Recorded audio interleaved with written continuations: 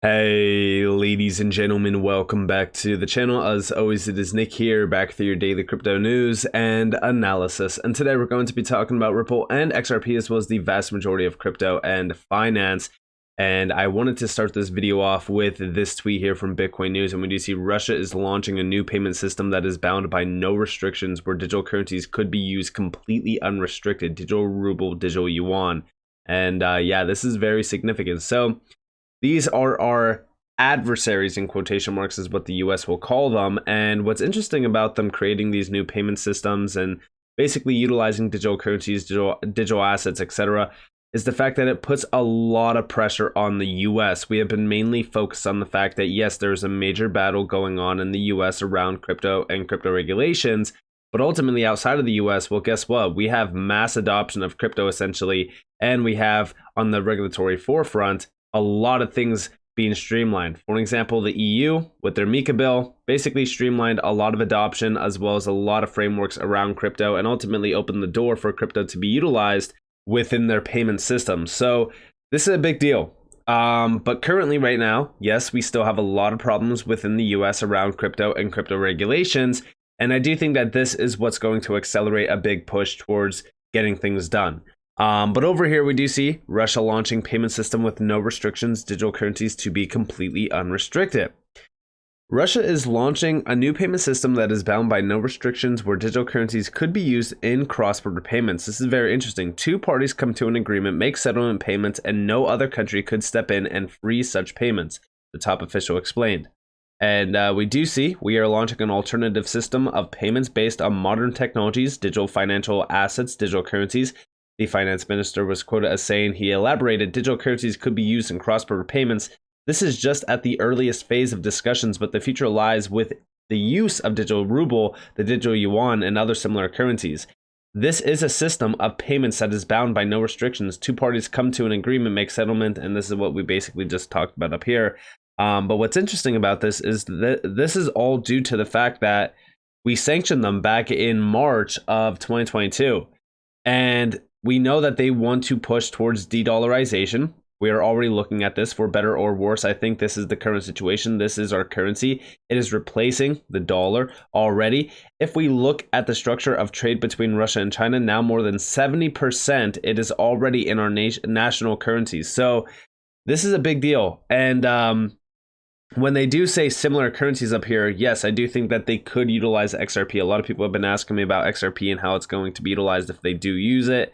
XRP is not bound by anything. XRP is not centralized. XRP itself is fully decentralized. So it would be, something for them to utilize if they wanted to utilize it. But it's questionable on if they are going to use it. Yes, they can technically, but will they? Right? That's the big question. But over here, we do see Indonesia is following the BRICS de-dollarization lead and shifting away from using the US dollar. Very interesting as well, because we recently just seen a big push with Zimbabwe. Actually, they want to push against the US dollar as well. And we do see Indonesia has initiated diversification of the use of currency in the form of LCT. The direction is the same as the BRICS. In fact, Indonesia is more concrete. So again, very interesting. And I do think that this is going to continue. This is going to be a trend that continues, because we do see, as the US continues to weaponize the dollar, countries are seeking alternatives, from creating new common currencies to using local currencies. US Treasury Secretary Janet Yellen recently admitted that economic sanctions used against countries by the US put the dollar's dominance at risk. And yes, this is basically the US finally waking up and realizing the problem that we basically brought to ourselves, which was the fact that, yes, we were weaponizing the dollar and dollar-based systems like SWIFT, and these countries got, fed up with it. They're done. They're tired of it. So now they are pushing back, and they are, moving away from the US dollar at a very rapid pace. And we do see over here, about de-dollarization, Paul stated, it is already starting. More and more, we have a series of countries that are transacting their international accounts in their own currencies and ignoring it. This is from Ron Paul, and we do see on the future of the US dollar, the world is clearly de-dollarizing. Ron Paul, the former US presidential candidate and former US congressman, has stated that recent geopolitical events have caused nations to start ditching the US dollar. Paul stated that the debasement of the currency, the manipulation of prices, and sanctions against other nations have made other countries afraid of holding dollars. And I also do think that this is going to soon be a realization within the US where citizens are going to actually move away from the US dollar as well. I mean, listen, I've talked to a lot of people, and I'm talking about people with well over $100,000 plus in the bank. And a lot of them have started to not only get their money out, but diversify their money into other assets like physical gold, silver. They also are holding tangible items. I mean, for the most part, yes, they are moving away from the US dollar. It's just not into another currency. It is actually into other assets. And we do see down here that America's endless wars, sanctions, wokeism, nihilism, and also unconstitutional abuses is basically what has caused this to become a reality. It is already starting more and more. We have a series of countries that are transacting their international accounts in their own currencies and ignoring it. And yeah, I mean, I think that this is huge. And we do see, I would keep an eye on the BRICS. This is what I've been warning about for pretty much a year now.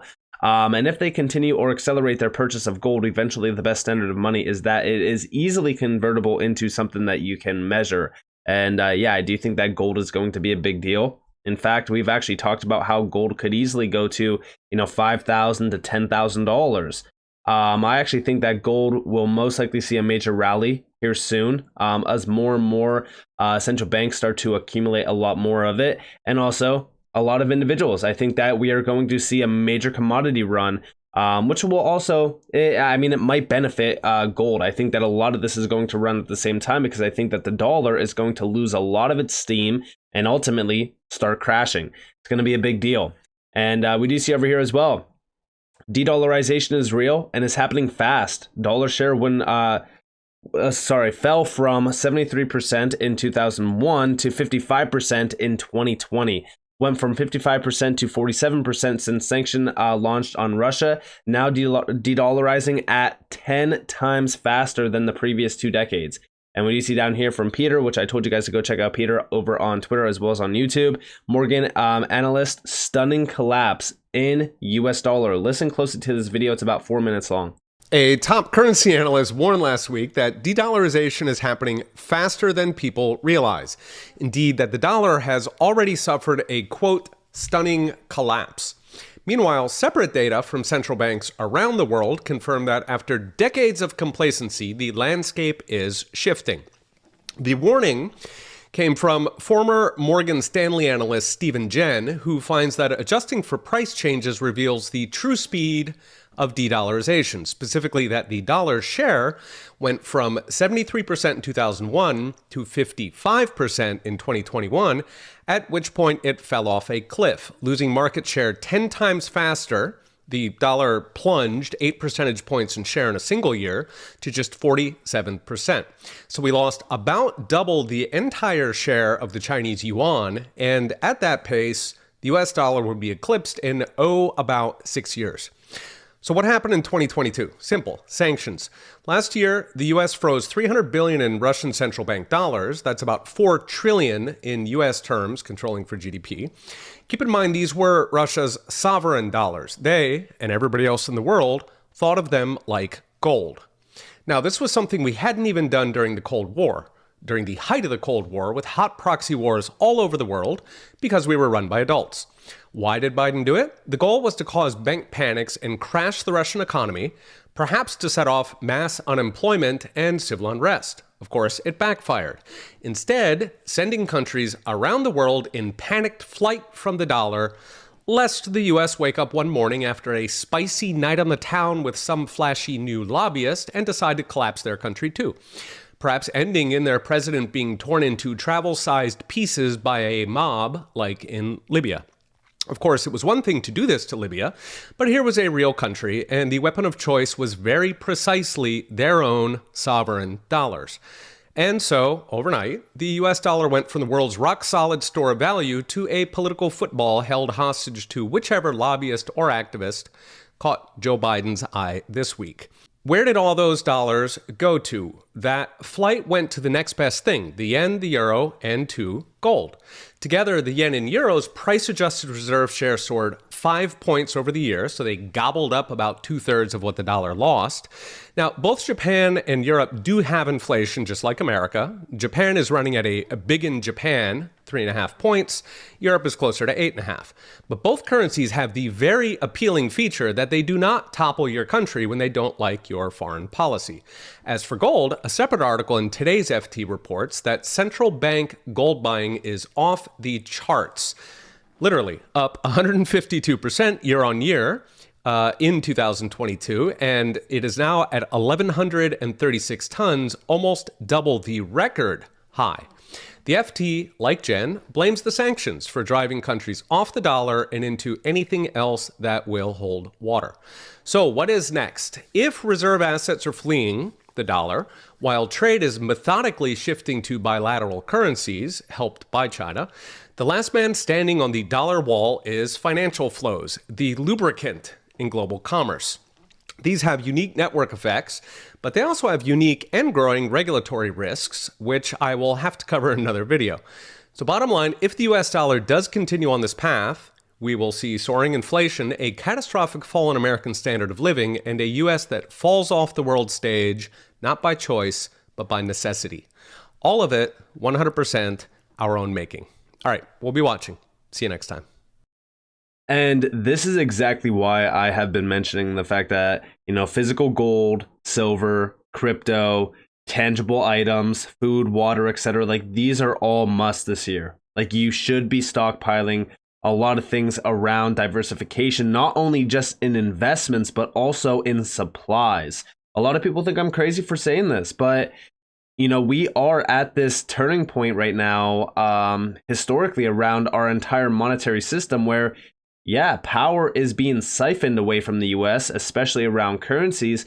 And it does beg the question, what does happen next? Well, it's going to be a lot of individuals flocking from the US dollar into other assets. And it could very well be currencies. It could be crypto. It could be gold, silver, etc. Like, I think that all of these are great areas to look out for. But ultimately, we don't know where this could go to within the next year. We could ultimately see the US dollar as a reserve currency fall this year. I mean, we are seeing a lot of things moving pretty quickly, but I've talked about how this could take some time. I don't think that's going to happen overnight or anything like that. But we are definitely seeing accelerants happening. For an example, we recently just seen 19 new countries submit membership requests to join the BRICS, challenging the US dollar's global dominance. This was an absolute massive announcement, especially after we just seen the announcement the other day around how the bloc of countries has surpassed the G7 nations in GDP, which was a big deal. So we are seeing power being shifted. We are seeing a lot of power being siphoned from the US, and it's going to the BRICS. And there is so many countries that want to join now. These nations are moving very fast, and it's only a matter of time until we start to see more and more dominance being pushed into the hands of the BRICS, and ultimately the US losing this war, this financial war, if you will. And we do see what will be discussed is the expansion of BRICS and the modalities of how this will happen. 13 countries have formally asked to join, and another 6 have asked informally. Conclusively, SoCal said new applications are submitted every day. So again, we are seeing their influence being thrown around and a lot of nations wanting to join the BRICS. And this is only going to accelerate more and more, like I've said. And also recently, the BRICS New Development Bank now offers loans in local currencies instead of the US dollars. Again, the BRICS are on a war path against the US dollar. And it's because a lot of these countries, they're just done. They're tired of it. I've said it, us utilizing the US dollar as a financial weapon for so long. Well, guess what? That cannot go on forever. It's going to come back, and I mean, it's karma. It really is karma. Now we are seeing these nations moving very fast away from the US dollar at an incredible time to do so. Because right now, politics out of the question, the US is at the weakest point that it's been in a very long time historically. So this is going to continue to move forward. And I've even said it, I do think that crypto will play a vital role. We recently just seen Russia prepares a draft law to allow use of crypto for international trade settlements, with the recent announcement around their new payment system not being bounded by no restrictions. I mean, not being bounded by restrictions. Like, this is a huge deal. And even recently, Peter did quote a tweet talking about how the UAE recently just announced that decentralized economy. And when you see UAE makes a play for the blockchain economy, the US government is chasing out to protect their crony financial masters with 0% tax, no less. We're taking ourselves out of the game 100%. And even over here, we did see from Ray Dalio says that the financial system will need a big restructuring soon as debt burdens become unsustainable. And recently we've just seen the announcement that we are going to $50 trillion worth of debt by 2030 within the next 7 years. So this is extremely unsustainable. And as we do see a lot of things happening, I would argue by 2030, what the world of finance and the world around America is definitely going to look very different unless we start to not only move forward on crypto and crypto regulations, acceptance, adoption, and ultimately utilization, because there is a lot of efficiencies tied to blockchain technology that we could technically utilize right now to not only help sustain the US dollar's reserve status, but benefit it as well. But it's definitely questionable on where we are going to go from here. I think that we should definitely be watching the BRICS. I've said it time and time again on this channel. I've warned you guys to continue to watch the BRICS ever since we've seen those sanctions. And that has been a fire that has continuously spread since. So big deals are happening. I mean, this is a big moment in history. This is what we will see being written in history books going forward on in time as well. I do think that we are at a historical turning point for finance and the global economy. So with that being said, I hope that you guys enjoyed this video. If you guys definitely leave a like, subscribe, turn notifications on because I'm more free content. You guys are more than welcome to follow me on Twitter and join the free Discord in the description below. This is up to you all. Have a beautiful day or a beautiful night wherever you guys are on this beautiful world. It's been Nick. Peace out, guys.